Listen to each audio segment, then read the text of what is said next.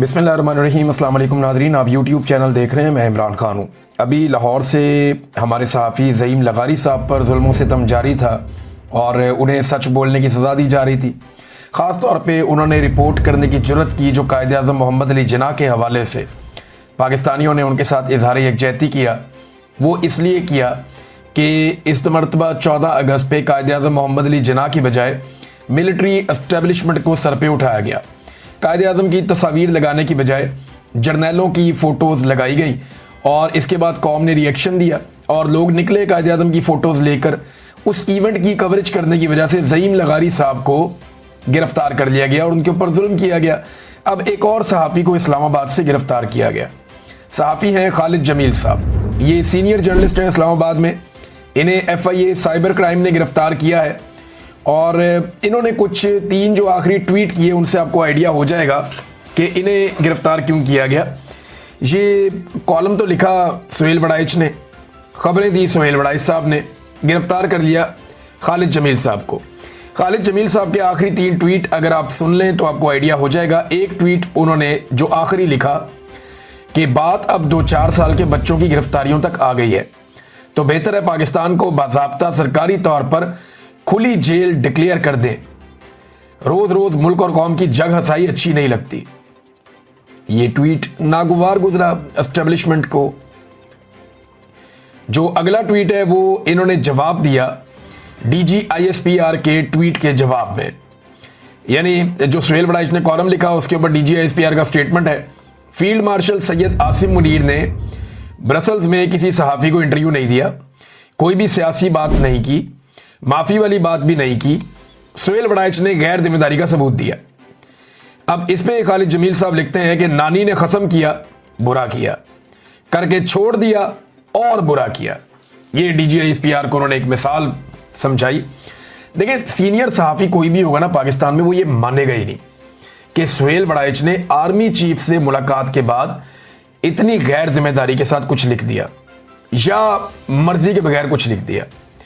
Army chief से जो एक आदमी मिलता है उसकी बाकायदा लिस्ट होती है और उस मुलाकात के बाद बाकायदा आगाह किया जाता है कि ये बात आप पब्लिक कर सकते हैं, ये नहीं कर सकते। ये कोई रोटी को चोची कहने वाले लोग नहीं है। पाकिस्तान के आम आदमी को शायद ना पता हो, लेकिन जितने पाकिस्तान के सीनियर सहाफ़ी हैं या एंकर्स हैं उनको इस बात का आइडिया है।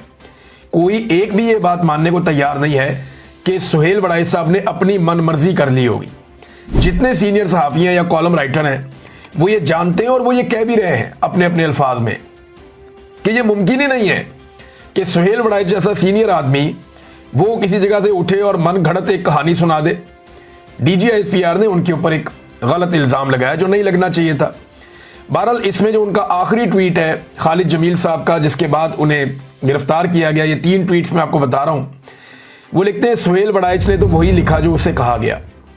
बंदे को वो बात ही नहीं करनी चाहिए जिस पर कायम ना रह सके और 6 रोज बाद तरदीद करनी पड़े।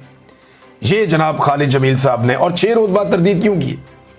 तरदीद आती तो पहले दिन आ जाती। तो अब सीनियर सहाफ़ी खालिद जमील साहब को भी अगवा कर लिया गया। बाद में पता चला जी उन्हें FIA लेकर चली गई है और अब उन्हें कानूनी कार्रवाई का सामना करना पड़ेगा। क्यों करना पड़ेगा? कि तनकीद नहीं सुन सकते इस वक्त पाकिस्तान के मिलिट्री एस्टेब्लिशमेंट के लोग।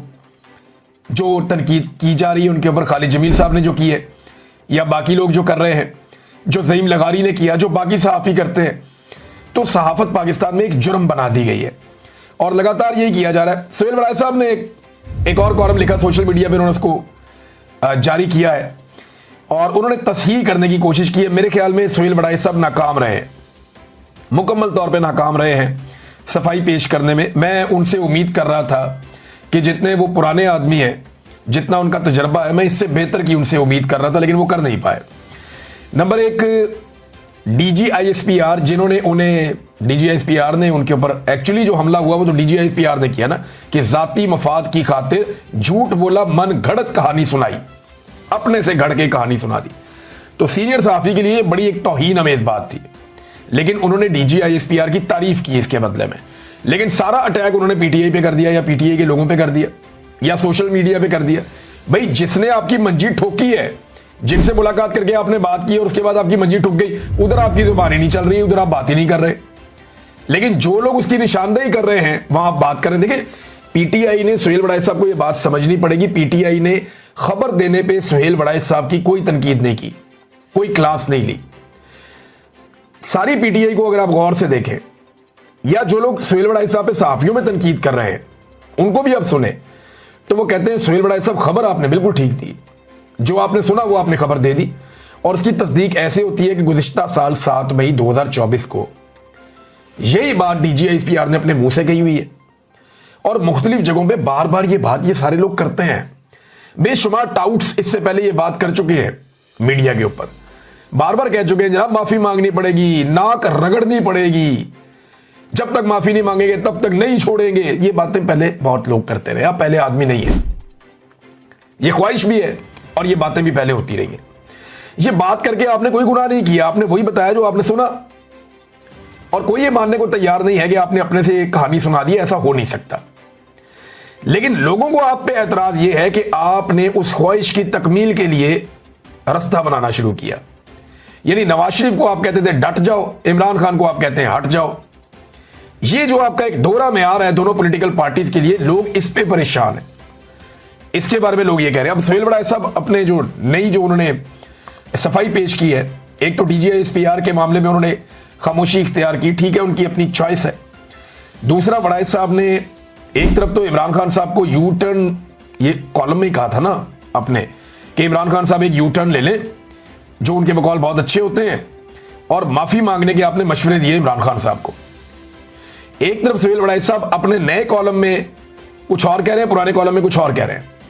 पुराने कॉलम में सुहेल वड़ाइच साहब ने ख्वाहिश का इज़हार किया था कि इमरान खान साहब को यू टर्न लेके माफी मांग लेनी चाहिए, मुल्क की खातिर आगे बढ़ जाए। लेकिन दूसरी तरफ अब जो कॉलम उन्होंने लिखा नया, इसमें उन्होंने कुछ ऐसी लाइनें शामिल की जो एस्टेब्लिशमेंट की नई लाइन है, जो अब टाउट्स बयान कर रहे हैं। 6 दिन की अच्छी तरह जब अवाम ने सफाई सुथराई कर दी, जब माफी का बेड़ा गर्क कर दिया, मैंने अवामी राय इकट्ठी की हुई है माफी के मामले पे, वो आपको अगले एक आधे दिन में मैं सुनवाऊंगा, उसको एडिट कर रहा हूं मैं कि अवाम क्या कहती है माफी के मामले पर। तो दूसरी तरफ सुहेल वड़ाइच साहब अब ये कह रहे हैं कि मेरी मालूमात के मुताबिक वफामत, माफी और किसी मुआहदे की दूर दूर तक कोई गुंजाइश नहीं है। यानी एक तरफ एक बंदा कह रहा है कि जनाब ना कोई माफी होनी है, ना कोई मफाहमत होनी है, ना कोई मुआहदा होना है, इसकी दूर दूर तक कोई गुंजाइश नहीं है, ये मेरी इतला है, ये मेरी मालूमात है। लेकिन साथ ही वो बंदा कह रहा है जी फिर भी आप माफी मांग लें।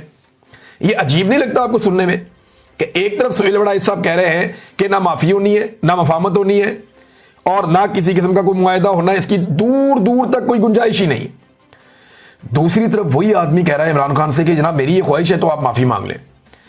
यानी बगैर मुतालबे के और बगैर किसी फायदे नुकसान के सिर्फ सुहेल वड़ाइच साहब की